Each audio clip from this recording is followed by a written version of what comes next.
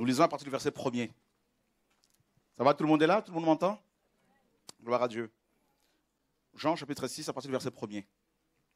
Après ces choses, Jésus s'en alla au-delà de la mer de Galilée, qui est la mer de Tibériade. Et une grande foule le suivait parce qu'elle voyait les miracles qu'il opérait sur les malades. Mais Jésus monta sur une montagne et il s'assit là avec ses disciples. Or, la Pâque, la fête des Juifs, était proche. Et Jésus, ayant levé ses yeux et voyant qu'une grande foule venait à lui, dit à Philippe, « Où achèterions-nous? Où achèterons-nous des pains afin que ces gens aient à manger ?» Or, il disait cela pour les prouver, car il savait bien ce qu'il allait faire. Alléluia. Juste une parenthèse, par exemple, je ne voulais pas forcément m'arrêter sur l'épreuve, mais le Seigneur m'a donné une pensée tout de suite pendant que je lisais ce passage. Et l'épreuve, les épreuves auxquelles Dieu nous soumet, les difficultés, les combats, l'incompréhension des gens, les attaques, les propos sanguinaires des uns des autres à l'encontre des enfants de Dieu. Et toutes ces choses qui nous arrivent, toutes ces choses auxquelles nous faisons face sont parfois très difficiles à accepter en tant qu'humains. Parce qu'on ne comprend pas toujours pourquoi. Pourquoi moi? Pourquoi nous? Pourquoi les gens se comportent-ils ainsi avec nous, envers nous, alors que nous n'avons pas forcément fait quelque chose de mal? Et c'est exactement la situation dans laquelle Philippe se trouvait. Je veux dire, le Seigneur l'a mis à l'épreuve, face à une foule de gens, et il lui dit, va et nourris cette foule.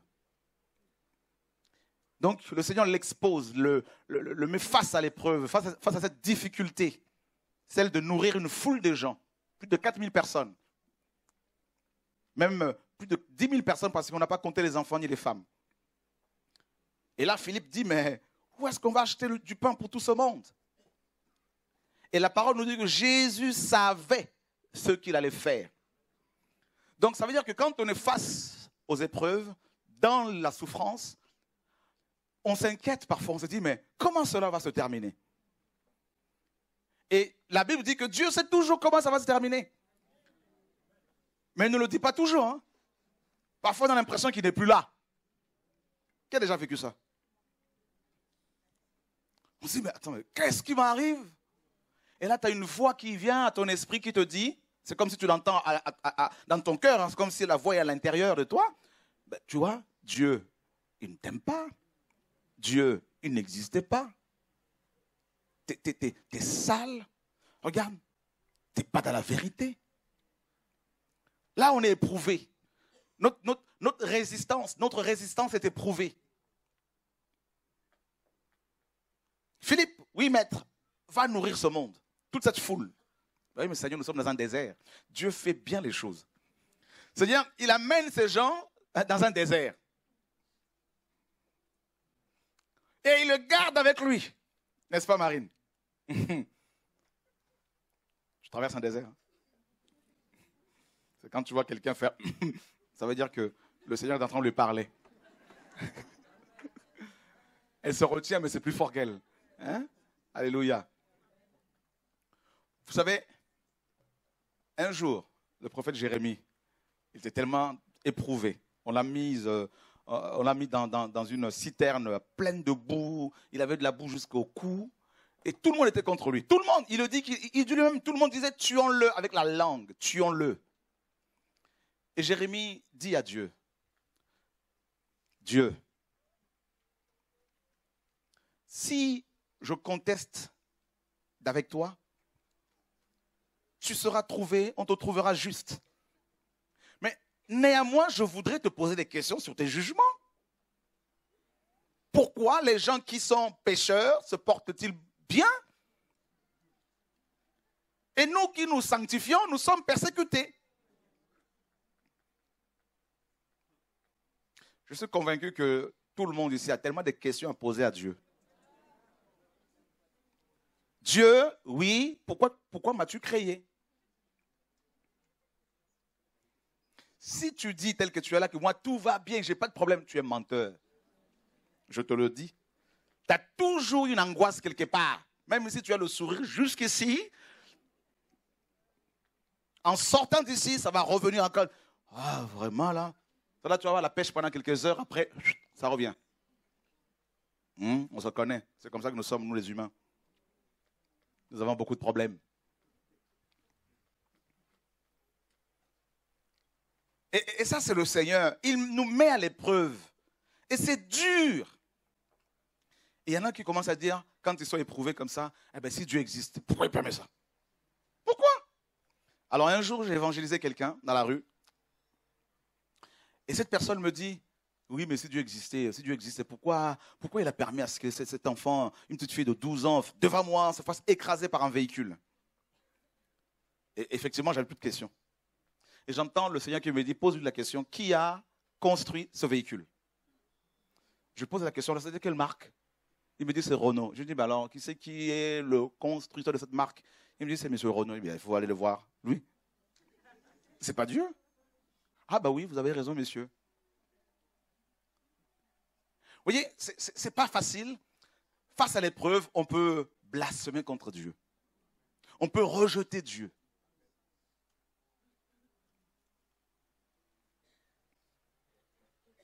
Philippe, oui, maître. Ah ben, toute cette foule a faim, a soif. Nourris-la. Il dit, mais Seigneur, mais tous les magasins sont fermés. Tout a fermé, tout est fini, tout est fermé, mais où? Et regardez le Seigneur, sa réaction. Il disait cela pour l'éprouver, car il savait bien ce qu'il allait faire. Dieu sait toujours ce qu'il va faire. Il sait toujours ce qu'il fait. Le Seigneur n'est pas surpris par les événements. Hein. Ce n'est pas comme s'il est là au ciel en train de dire à Michael, oh, archange Michael, je ne savais pas que ma fille allait être attaquée comme ça. S'il te plaît, va vite, cours. Avant même que le monde ne soit créé, Dieu savait que tu allais passer par là. C'est dur, hein? Moi, si je savais que la vie chrétienne était aussi dure, peut-être que je ne me serais pas converti. Alors Dieu a caché un peu le côté souffrance là. Je me suis converti, j'étais dans la joie, oh, tout le monde est beau. Mais une fois que tu es dedans, c'est là que tu commences à découvrir les choses. Ouh! Mais là, c'est trop tard parce que tu as fait des déclarations publiques. Là, tu es grillé. Mais d'une bonne... tu es grillé. Voilà. Tu n'as pas le choix que de continuer jusqu'au bout. Mais c'est un parcours de pleurs. Quand j'étais... Ben oui, mais quand tu étais, mais là, c'est fini. Combien de fois je disais, quand j'étais dans la délinquance, j'aurais réglé cette histoire-là. Autrement, j'aurais trouvé mes potes, on serait... Le Seigneur dit, ben oui, mais c'est quand tu étais.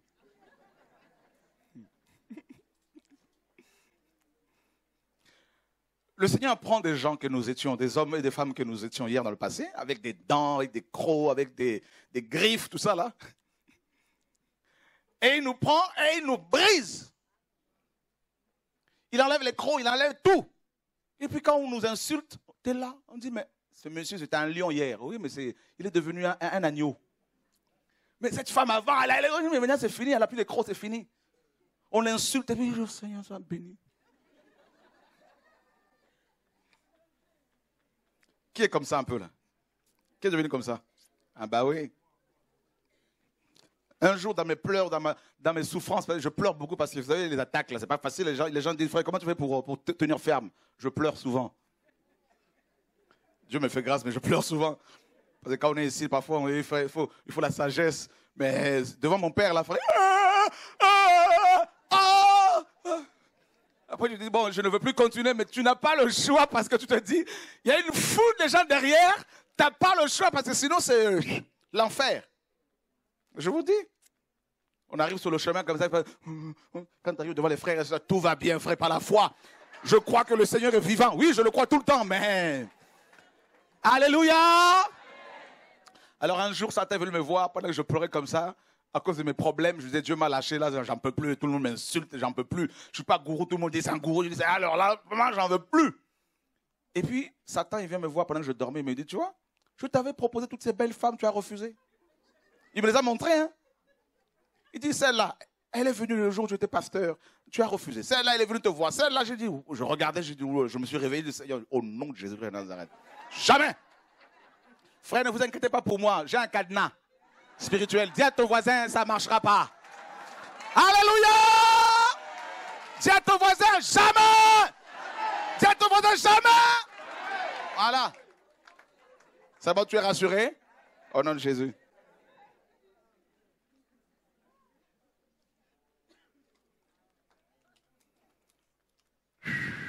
On est ici, on pleure beaucoup, on est là, on fait semblant, tout va bien, on chante, on danse, mais...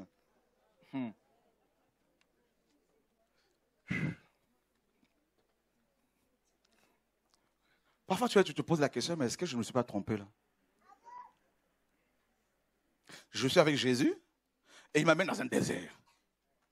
Moi, je pensais qu'il allait m'amener dans une grande ville, dans un grand restaurant. Il est le créateur du ciel et de la terre. C'est lui qui a créé tous les chevaux, toutes les vaches. Et puis, on est dans un désert. Et il y a la foule devant et il me dit de nourrir la foule. Mais Jésus, qu'est-ce que c'est pas avec Jésus? Jésus? Non, il sait toujours ce qu'il fait. Toujours. Moi, je me rappelle quand on était à Draveil, à côté. J'étais pasteur d'une église de 700 personnes à peu près. On a eu des problèmes avec le maire de la ville. Il nous a amenés il a porté plainte contre nous. Il veut nous virer de la salle. Je me rappelle, on a pris des banderoles. Hein. Nous sommes allés manifester jusqu'au palais de l'Élysée. Avec des frères et sœurs, on a pris le métro, on chantait avec nos banderoles, tout ça. Venez à Draveil, on persécute les chrétiens, on était là. Frère. Dieu me disait, c'est pas ton affaire. Je disais, non, ça, c'est pas des prophéties de Dieu. Non, moi, je souffre, je veux aller manifester. Mais ce n'était pas le plan de Dieu. Parfois, on va concocter nous-mêmes nos projets, nos plans, nos solutions, et puis après, on pleure. Parce que ça ne marche pas. Vrai ou faux? Voilà. Il y a beaucoup de Philippe ici. Philippe, oui, nourris-moi ce peuple-là. Le jour où je verrai ces apôtres au ciel, je vais leur poser des questions. Hein. Philippe, comment tu as fait ce jour-là? Vous avez vu une autre fois, le Seigneur a dit, Pierre, Jacques et Jean, Philippe, tout le monde. Oui, maître. Allez, montez dans la barque et traversez. Vous avez déjà lu ça, non? Tout le monde, dans la barque. Il leur a fait ça, il leur a fait ce coup à 2 reprises. Dieu, pour nous former, il nous amène dans les déserts. Il dit, bon, vent, oui, maître, souffle un peu sur la barque, là. Là, Jésus était sur terre. Hein. Frère, il a attendu que ce soit à 3 heures du matin. Il ne voyait pas l'horizon. L'eau entre dans la barque. Hein? La barque chavirait pratiquement, là. Maintenant, on va sortir de la barque pour aller où? L'eau est à l'intérieur, l'eau est à l'extérieur. Tu vas nager dans quelle direction? Parce que tu ne vois pas l'horizon. Et en dessous de l'eau, là, s'il y a des requins, on ne sait pas. Ah. Et là,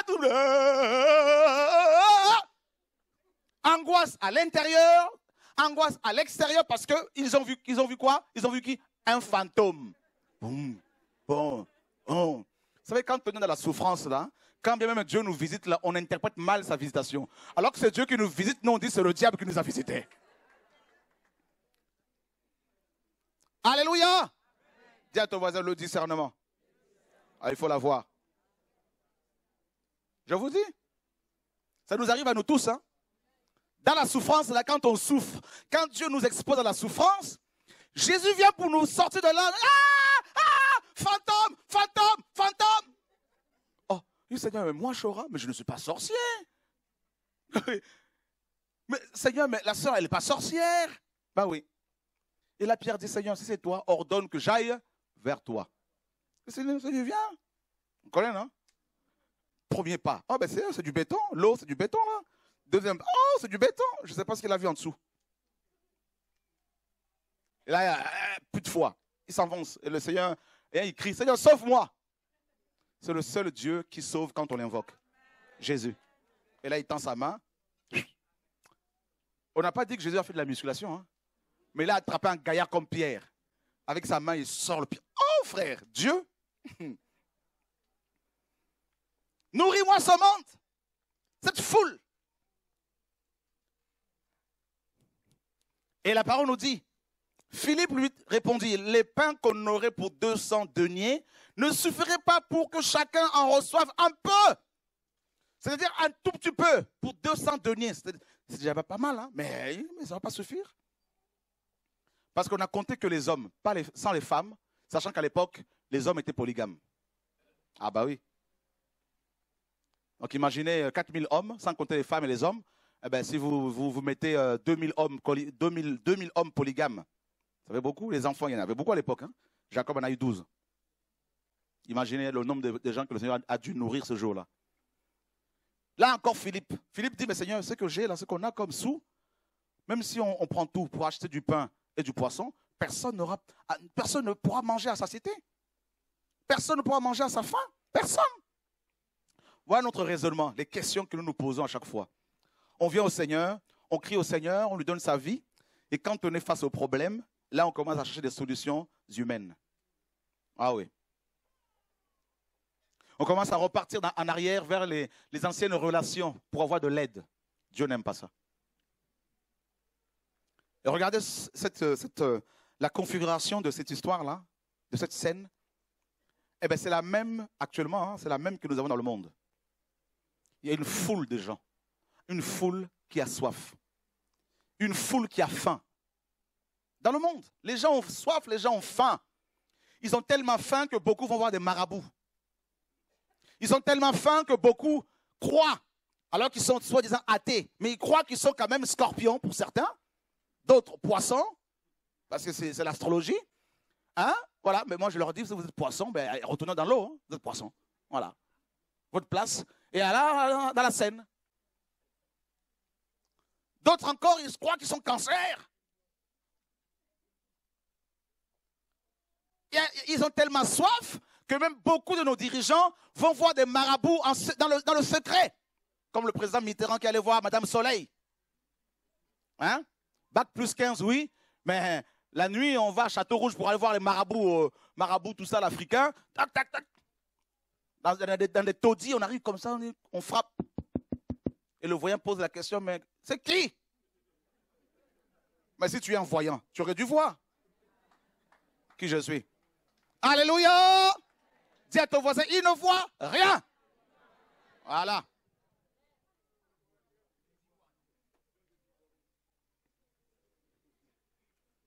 Regardez. Vous avez les flyers, tout ça qu'on distribue à la sortie des métros là, dans Paris. Vous avez un problème de bonheur, vous avez un problème d'affection, tout ça, problème de vous voulez que l'être aimé revienne vers vous, vous voulez avoir du travail, vous voulez avoir, je ne sais pas, le travail, n'importe, ils vous proposent toutes sortes de solutions. Et quand vous allez chez eux, vous vous apercevez qu'eux-mêmes sont au chômage. Vous vous rendez compte qu'ils ne sont pas toujours mariés. Mais comment voulez-vous me donner des choses que vous n'avez pas vous-même, quand on ne donne que ce que l'on a? Vrai ou faux? Tout est vanité dans le monde. Tout est vanité. Tout. Il y a une foule qui est là, qui a soif, qui a faim. Une foule. Chez les croyants. Ah, vous avez vu le nombre de dieux que nous avons dans le monde? Dans l'hindouisme, il y a combien de dieux? 3 millions de dieux. 3 millions. Plus de 3 millions. Et chacun invoque son Dieu. Mais lequel est le véritable? Parce qu'il n'y en a qu'un. Lequel? Il y a cette foule qui est là. Noirs, blancs, jaunes, africains, antillais, européens, asiatiques, américains, les hommes, les frères et sœurs des îles. Il y a une soif. Il y a tellement la soif dans les cœurs que chacun vient proposer une solution. Chacun vient avec son Dieu. Voilà, essaye le mien et tu verras. Tu auras le paradis un jour. Essaye celui-ci, tu verras. Tu seras sauvé. Il y a tellement de solutions. Et même dans la chrétienté, hein, le nombre de dieux qu'on propose aux gens dans la chrétienté, mes amis, de solutions. Quelqu'un veut me voir il n'y a pas longtemps, il me dit, je suis allé voir mon pasteur pour lui exposer mon problème. La première question qu'il m'a posée, c'est, payes-tu ta dîme?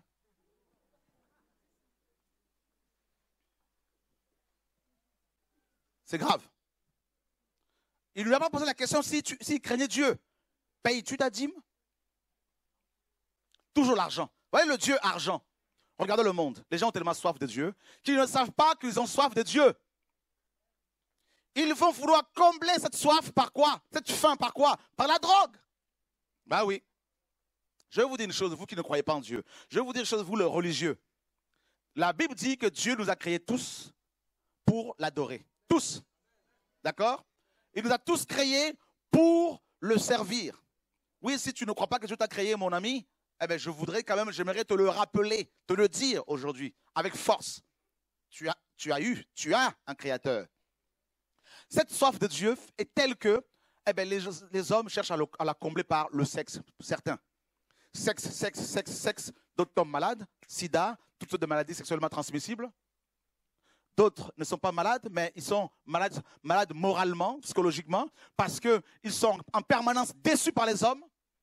Ces femmes qui tombent enceintes et les hommes découvrent que leur corps change et ils ne vont plus supporter ce corps, ils lèvent la main sur ces femmes qui étaient adulées hier et ces femmes sont blessées, se retrouvent avec plusieurs enfants, comme il y en a une qui est venue me voir il n'y a pas longtemps, une jeune femme de moins de 30 ans, avec 4 enfants. Et quand je l'ai vue, j'ai vu sa tête, j'ai vu la tristesse, la mort, la souffrance. Et je lui demande où est le père de tes enfants? Elle me dit, il n'est pas là. Je suis chez ma mère. Voilà. D'autres vont chercher à combler cette soif, cette faim de Dieu par la cigarette. Alors, ils se tuent tellement en fumant que les autorités décident de mettre des images très très fortes sur ces paquets de clopes. Des images de personnes atteintes de diverses sortes de cancers. Mais cela n'arrête pas cette soif des gens, cette faim des gens, ce vide qu'il y a dans le cœur des hommes. Ce vide. Et là, ils fument, et ils en meurent. Ah oui. D'autres encore essayent de combler cette faim, cette soif par la course au diplôme. Diplôme sur diplôme, c'est des bouts de papier avec de l'encre. Je ne dis pas qu'il ne faut pas faire des études, c'est pas ça. 20 ans après ces études, 15 ans après, on te sanctionne avec un diplôme. C'est un bout une feuille, du papier, avec de l'encre. On dit voilà, c'est cette feuille-là qui te qualifie. C'est cette feuille qui te donne de la valeur. Et celui qui a fait le même cursus que toi et qui n'a pas été sanctionné parce qu'il a raté juste une petite note, parce qu'il a juste été stressé, il n'a pas correctement répondu, et là, on dit qu'il n'est pas sanctionné, eh bien là, c'est fini, il n'a pas de valeur. Voilà le monde dans lequel nous sommes. Voilà. Alors, que se passe? Pour combler ce vide, eh bien, Satan vient, il dit aux gens, allez, devenez des véritables idoles pour des générations entières.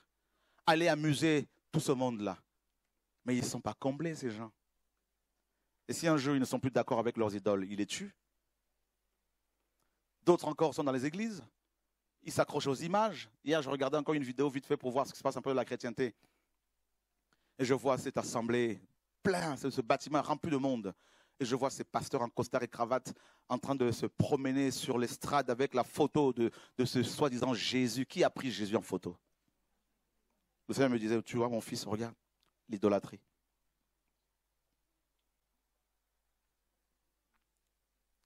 Il y en a qui pensent que leur vide sera rempli par l'amour d'un homme, d'une femme. Ils sont prêts à tout pour cet homme, cette femme. Ces femmes sont prêtes à tout pour cet homme, pour ces hommes. Mais au bout de 20 ans, c'est la déconvenue, c'est la confusion, c'est la déception. Ah oui, le monde.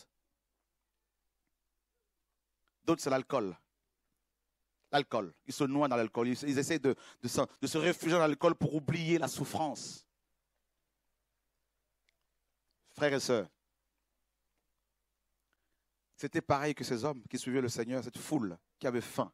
Beaucoup ont faim ici, beaucoup ont soif. Mais ils ne se tournent pas vers la bonne personne. Vous savez, nous sommes de passage sur terre. Vous avez vu toutes ces personnes qui sont décédées pendant ces attentats, toutes ces personnes qui décèdent, qui sont frappées, ces familles qui sont frappées, qui sont endeuillées. Parmi ces personnes, il y a des enfants. Parmi ces victimes. Il y a des jeunes filles comme toi. Je regardais les photos des victimes la dernière fois, j'avais mal au cœur. J'ai vu une jeune fille, jeune femme, jeune fille, petite fille, 13 ans. Une très belle fille. Parmi les victimes. Et je disais, Seigneur, mais nous ne sommes à rien. Tout est vanité. Tout.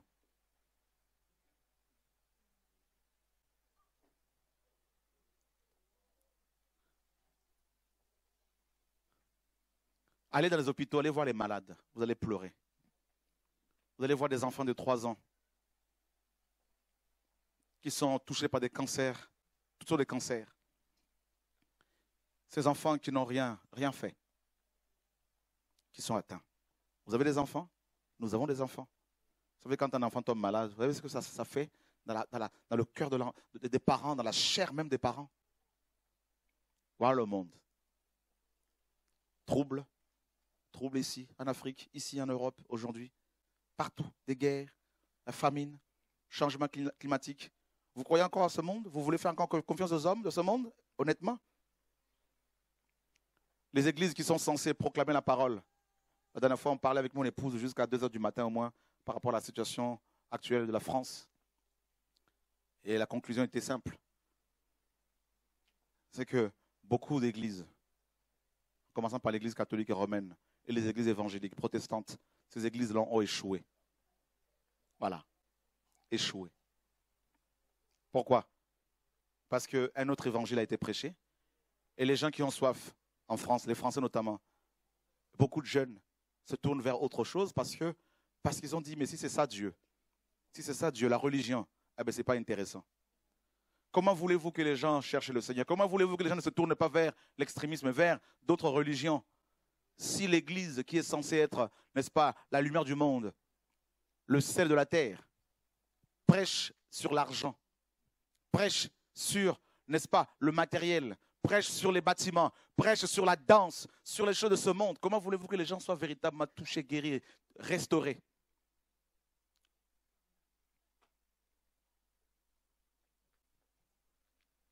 Seigneur, sauve-nous. Alléluia.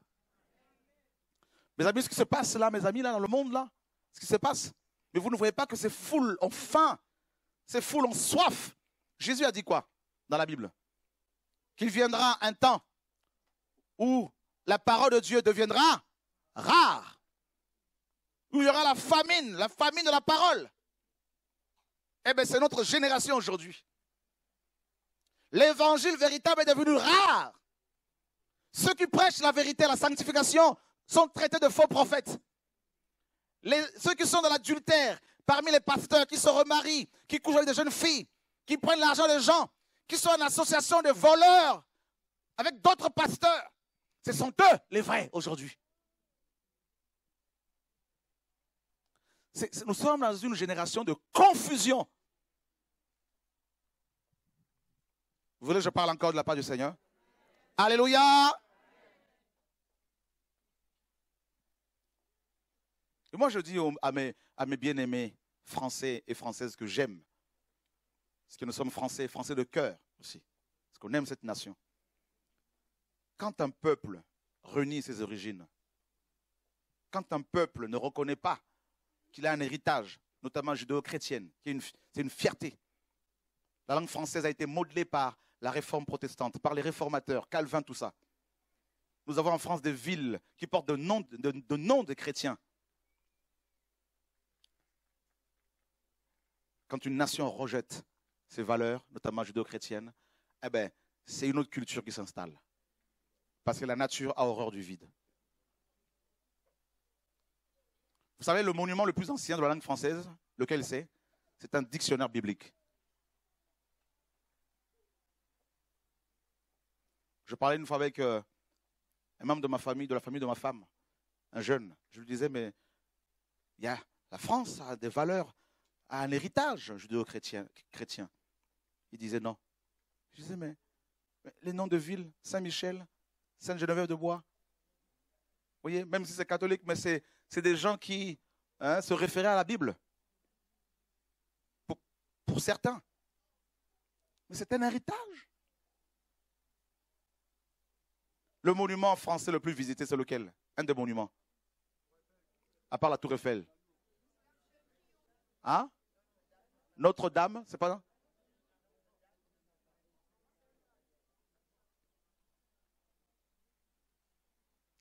Alléluia. Égalité, fraternité et liberté. Mais c'est biblique. Égalité. L'égalité. Paul dit quoi? Il n'y a ni juif, ni grec, ni homme, ni femme. Tous sont un en Jésus. Mais c'est la parole de Dieu.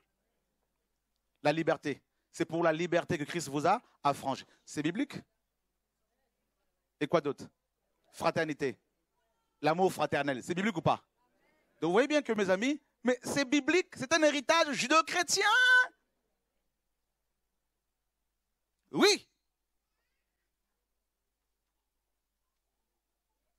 La sécurité sociale, dont nous sommes tous les bénéficiaires, même si moi, j'ai plus de sécu, parce que ma sécu, c'est Jésus aujourd'hui. Ça, c'est ma foi, ne me suivez pas. Mais la sécurité sociale, aider les pauvres, tout ça là. Mais ça vient d'où? Mais de la Bible. Est-ce que vous le savez ça? Qui ne le savait pas? Vous voyez? Ça vient de la Bible. Donc c'est un héritage biblique. Les gens ont faim. Les gens ont soif et les chrétiens, ils font quoi? Ceux qui ont le pain, ils font quoi? Ben, on les enferme dans les bâtiments d'église, on leur dit, ne sortez pas! Restez entre vous! Et c'est nous les sectes.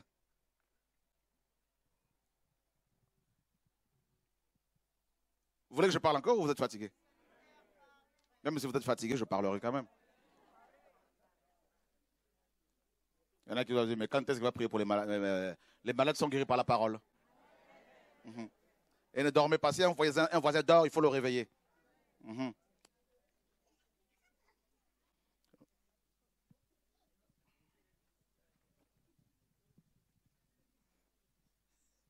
Alléluia. Les chrétiens ont la parole de Dieu. Pas tous, mais beaucoup quand même. Parmi les vrais enfants de Dieu. Enfin, les vrais enfants de Dieu.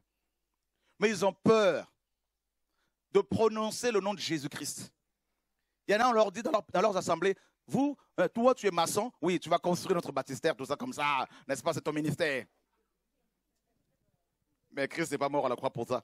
Alléluia. Heureusement que Dieu l'a libéré. Hein. Alléluia.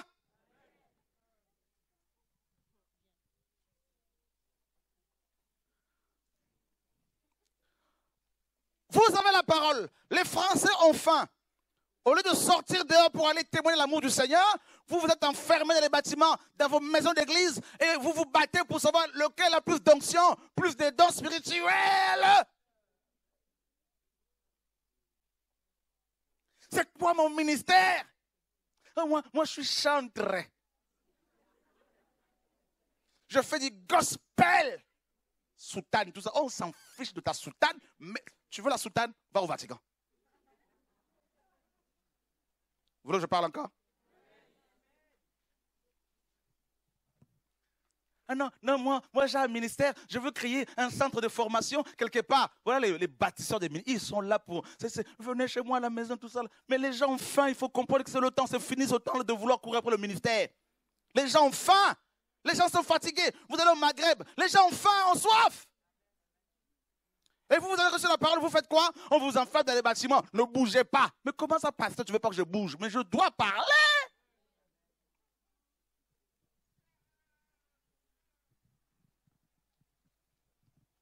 Alléluia.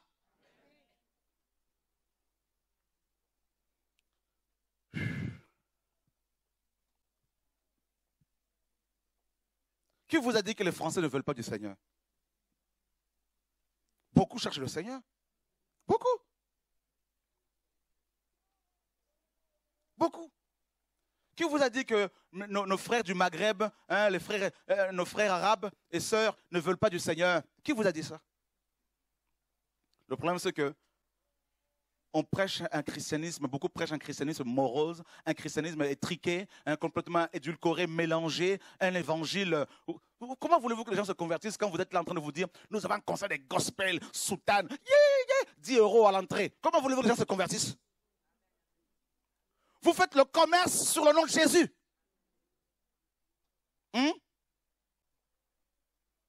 Bible.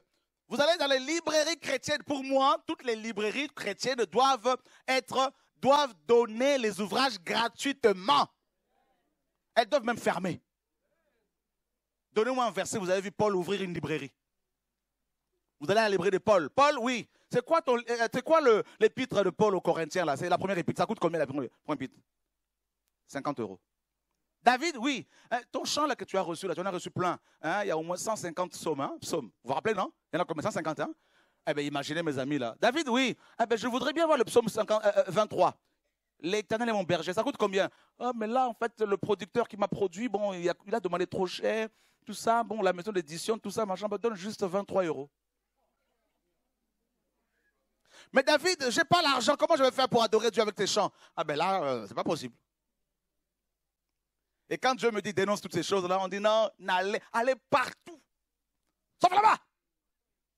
Et mais plus vous dites ça, plus les gens disent, ben justement, on va essayer un peu la provision dehors. Parce qu'il y a la vérité. Et la vérité dérange. Je dis, il faut qu'on l'arrête celui-là. C'est pourquoi Dieu m'a dit, sois seul. Je ne veux plus, il n'y a plus frère. Je vais vous annoncer une bonne nouvelle. Il n'y a plus personne autour de moi là qui doit gérer quelque chose. C'est fini ça. Fini. On se sert de moi pour faire ce ministère. Une fois qu'on est connu, on dit aux frères et sœurs, suivez-moi. Les frères et sœurs disent, oh, nous on a vu clair. On acclame le Seigneur, mes amis là. Ah oui. Les gens ne sont plus des moutons à tondre. La révolution chrétienne est là, frères et sœurs. Nous, chrétiens, ce n'est pas la guerre avec les armes physiques. Nous, c'est la révolution par la puissance de la résurrection de Yeshua. Je vous dis, je proclame que la France connaîtra la puissance de la résurrection. Je proclame, frères et sœurs, au nom de Yeshua, je le proclame. Oh oui. Ah oui. Le Seigneur a dit, tout lieu où foule la plante de vos pieds, je vous le donne. Et j'ordonne à tous les démons territoriaux qui veulent détruire ce pays, je leur ordonne au nom de Yeshua. Si Dieu a permis qu'on soit dans cette nation, ce n'est pas pour la voir être détruite, mes amis, là, non, jamais. Abraham a prié pour le Sodome et Gomorrhe. Oui, Lot a été sorti de... Voilà, Dieu l'a sorti de là. Mais Dieu nous a dit de continuer dans cette nation. Hein? Parfois, je dis, Seigneur, je fais quoi? C'est ta nation, continue. Donc, s'il nous demande de rester à l'intérieur, ce n'est pas parce que Dieu veut qu'on meure avec. Non, non, non, non, non. La France, je proclame que Dieu va toucher les cœurs de beaucoup de Français. Beaucoup vont se repentir. Je le crois au nom de Yeshua. Je le crois, frères et sœurs. Et je vous dis, je confesse cela. Je confesse cela. Vous savez, nous avons le pouvoir de dire à tous ces démons, taisez-vous. On a ce pouvoir, frère. Nous ne sommes pas des pleutres. Nous ne sommes pas des peureux. Nous avons un Dieu. Notre Dieu est devenu homme. Il a marché pendant 33 ans sur terre. Mais pendant 3 ans seulement, il a exercé son ministère, frère. Tous les démons étaient à genoux. Nous avons le pouvoir pour commencer à prier les genoux et dire, Seigneur, nous bénissons ton nom au sein de cette nation. Frères et sœurs, hé, Seigneur, sauve-nous. Sauve-nous. Sauve-nous. Sauve-nous, Père. Sauve-nous, Papa. Le Seigneur dit quoi? Faites-les asseoir. Dis à ton voisin, il faut s'asseoir dans la présence de Dieu. Vrai ou faux? Alléluia. Qui veut voir la France touchée par le Seigneur? Mes amis, écoutez bien. Jean Calvin, qui l'a connu, Jean Calvin? Un grand réformateur français. Qui connaît son histoire? Dieu l'a utilisé pour la France, vrai ou faux? Et vous pensez que tout ce qu'ils ont fait comme travail, leurs œuvres là, ça va partir comme ça en fumée? Non, moi je ne crois pas. Non, non, non, non, non. Dieu finit toujours l'œuvre qu'il a commencée. L'œuvre qu'il a commencée avec Guillaume Farel, l'œuvre que Dieu a commencée avec Charlemagne, l'œuvre que Dieu a commencée avec tous ces gens qui nous ont précédés. Je crois que cette œuvre-là, Dieu va la terminer.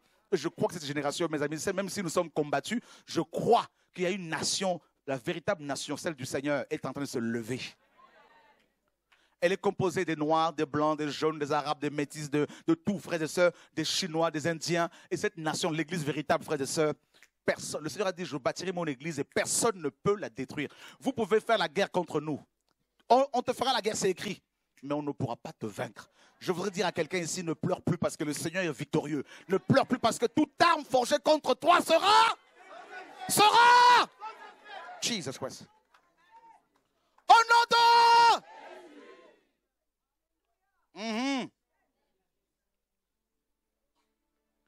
Et l'un des disciples, André, frère de Simon-Pierre, lui dit, il y a ici un petit garçon qui a 5 pains d'orge et 2 poissons. Dis à ton voisin, petit garçon. Dieu utilise souvent les petits. Petits, mais grands en esprit. Frères et sœurs, Que personne ne te... Ah! Je suis convaincu que je parle à quelqu'un ici. Oh non, moi je suis petit. Oh, je suis petit. On m'a dit que je ne vaux rien. Oh non, moi je parle de ceux qui sont peu, même s'ils sont grands physiquement, mais par rapport à ce monde, ils sont petits. On dit, mais toi, ta famille, c'est quoi ta famille? Moi, ma famille, c'est voilà le nom de mon père. Mais moi, je veux te dire une chose. J'ai reçu un nom. En mon nom, le Seigneur a dit. Frère, t'es comme ça que ton téléphone sonne, on dit, il y a tel président qui veut te voir. Je dis comme, moi?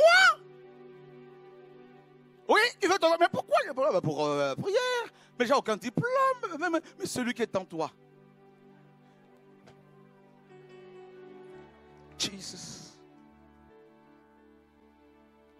Oh, Jesus Christ, alléluia. Il y a un petit garçon, tout le monde minimisait ce petit. Ah, mais toi, pousse-toi. Mais c'est lui qui avait la solution. Un peu de poisson, un peu de pain. Oh, frère, vous cherchez les grands noms. Oh, moi, je cherche quelqu'un qui a un grand nom dans le monde, tout ça. Mais c'est le petit là qui a le pain pour cette génération-là. Oh oui, Jesus Christ, alléluia. C'est un message prophétique aujourd'hui, mes amis là. Alléluia. Oh, ce petit peut être un arabe. Mais il y a arabe et arabe. Ce petit peut être un indien. Il y a indien et... Il peut être métis. Oh mon Dieu, il y a métis et métis. Frère, je veux dire à quelqu'un ici, il peut être africain. Il peut être américain du Sud. Je ne sais pas d'où il peut venir. Au sein de cette confusion, Dieu prend les autres, les faibles, les gens méprisés, les gens rejetés, les gens déconsidérés. Il prend les gens blessés. Aïe, aïe, aïe, aïe. Ce petit peut être une femme. Qui t'a dit que la femme doit être dans la cuisine en train de souffrir pour faire à manger tout le temps, changer les couches de l'enfant? Qui t'a dit ça, frère? Quand l'onction saisit une femme, la femme, frères et sœurs, devient une bombe. Une bombe spirituelle, mes amis, là, alléluia. Jesus Christ. Oh, alléluia. Oh, il y a ces femmes ici, là. Il y a ces femmes de feu, ces femmes de valeur, ces femmes onctionnées, ces femmes prophétesses, ces femmes de prière. Oh, Jesus. La présence de Dieu est là ce soir encore. Où sont ces femmes? Où sont ces intercesseuses? Où sont ces sentinelles? Où sont ces femmes de prière? Où sont ces femmes combattantes? Jesus Christ. Oh, Jesus Christ. Oh, Jesus Christ.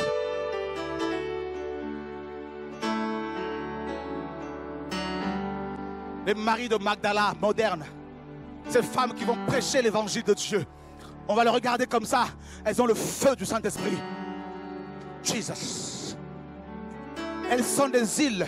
Elles sont de l'Asie. Elles sont de l'Afrique. Elles sont de l'Europe.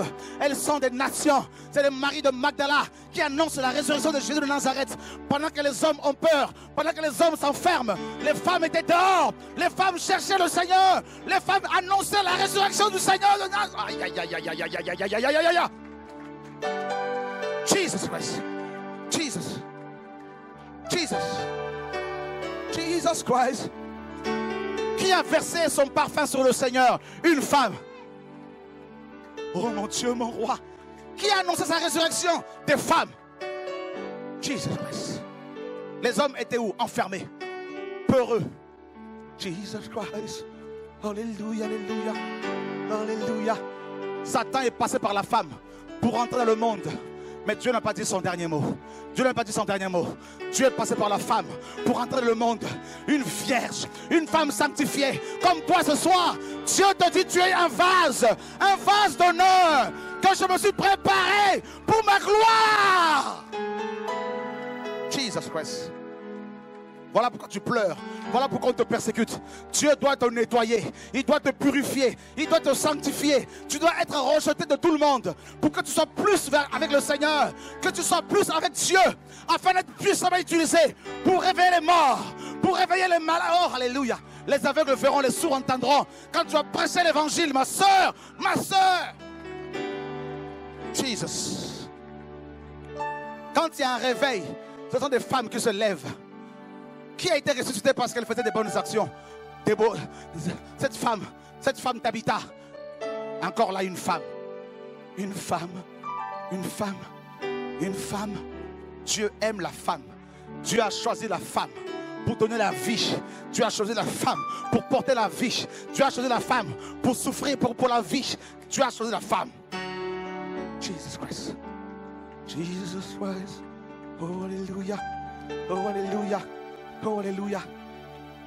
Un homme, quelle que soit son autorité, il est géré par une femme. Sa mère, la femme. Oh mes soeurs, que personne ne vous minimise. Vous n'êtes pas des dépotoirs que l'ennemi doit utiliser pour que les hommes se servent de vos corps, vous plotent. Non, non, non, vous devez refuser cette identité-là.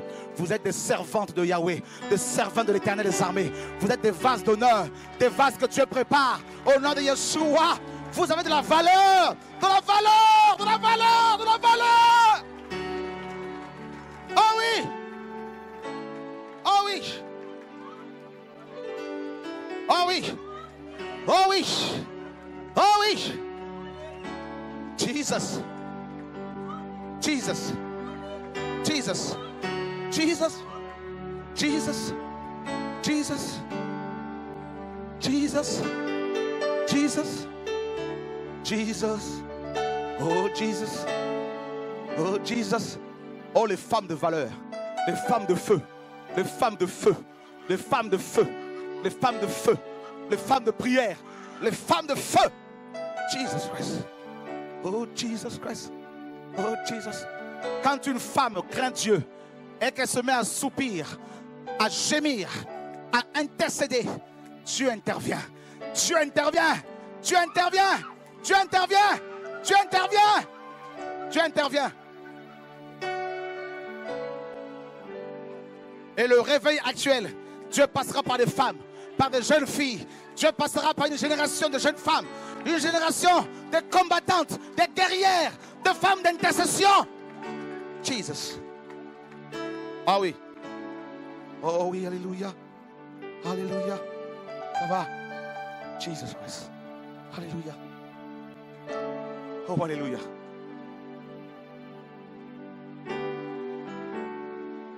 Les femmes ont plus de discernement que les hommes.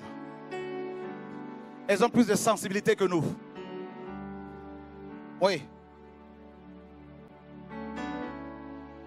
Elles vont plus aider leurs enfants parfois que les hommes. Ah oui. Ah oui. Ah oui. Et la mère de Jésus-Christ, homme, Marie, disait, faites tout ce qu'il vous dira. Elle disait aux gens, faites tout ce que Jésus vous dira. Voilà comment la femme de Dieu parle. Fais tout ce que Dieu te dit de faire. Pas les hommes, mais le Seigneur seul. Le Seigneur seul. Que personne ne te minimise parce que tu es petit, parce que tu ne vaux rien, parce que ta famille ne vaut rien. Que personne ne te minimise, ma soeur, parce que, voilà, hier l'ennemi voulait se servir de toi pour détruire. Aujourd'hui, Dieu t'a sauvé, Dieu t'a rattrapé. Que personne ne te minimise. Ne sois pas un instrument de l'ennemi pour détruire des familles, mais sois l'instrument de Dieu pour apporter la vie, pour apporter la joie, pour apporter l'amour, pour apporter le changement dans la vie des gens. Oui. Oui. Oui.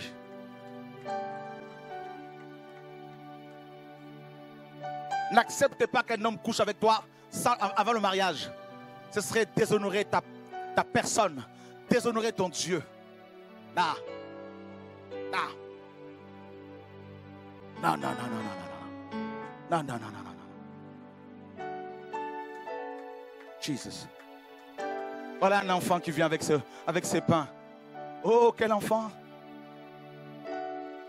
Alors qu'il y en a qui s'attendent, ils s'attendaient à ce qu'un grand homme de Dieu vienne avec du pain.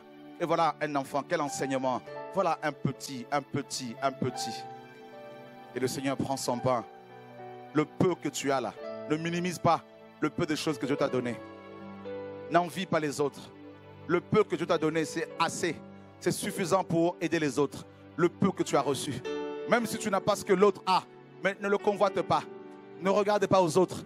Mais toi, contente-toi de ce que Dieu t'a donné. Voilà. Ne pense pas que tu n'as aucun don. Mais tu as Dieu dans ton cœur. C'est le plus grand don que tu as reçu de Dieu. Le plus grand don que Dieu t'a donné, c'est sa personne. Oh oui, Père. Tu as Jésus, mais c'est l'essentiel. Tu as l'homme le plus beau, le Dieu le plus puissant, le Dieu d'amour, le Dieu le plus glorieux. Même si je n'ai pas l'argent, ce n'est pas un problème.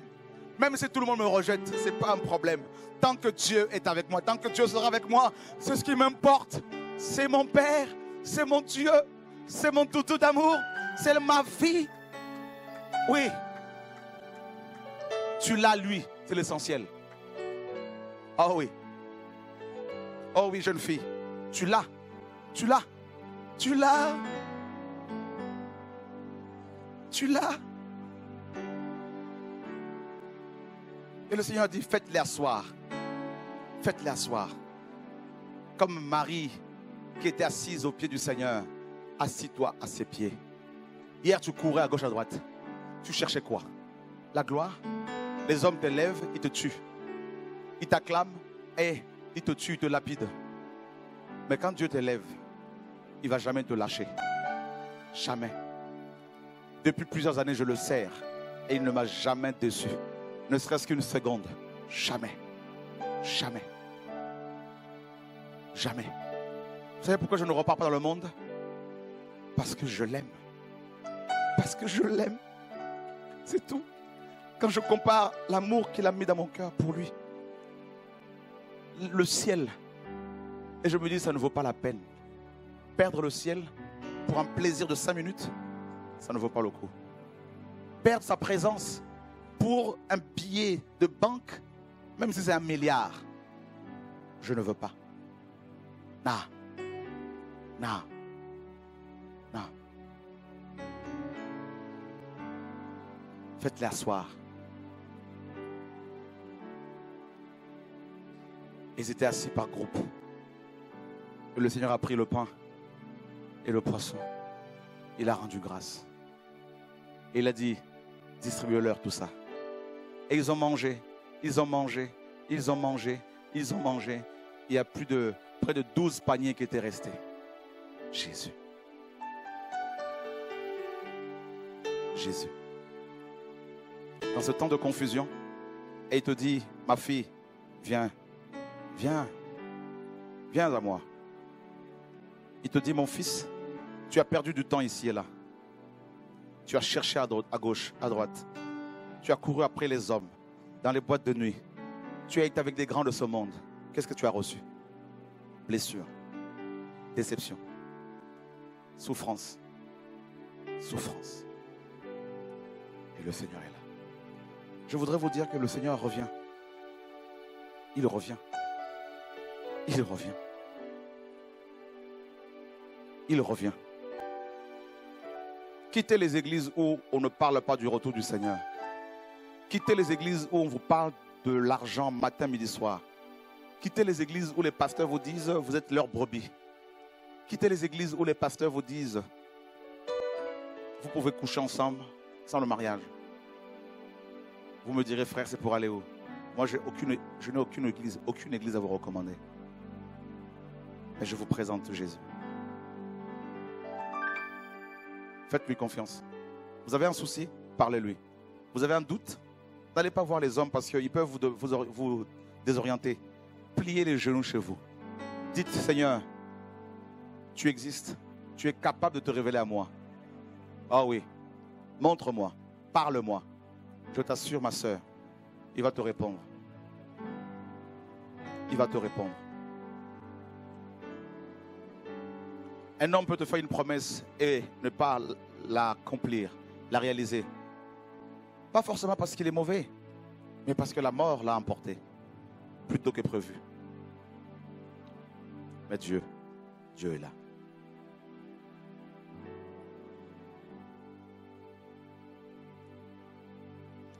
Dieu est là. Dieu est là. Dieu est là. Il est là pour moi.